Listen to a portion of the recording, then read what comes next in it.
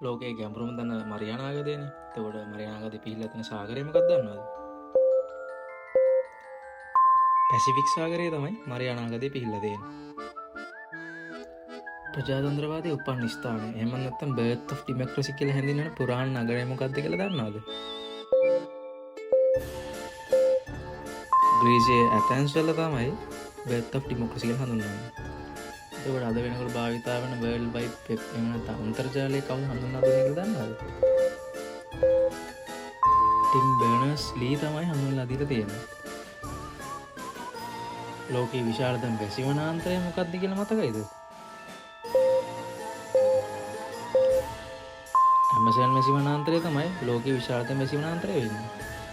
එතකොට පළමු ලෝක යුද්ධයේ ආරම්භණය මොන අවුරුද්දේද හිතන්නේ?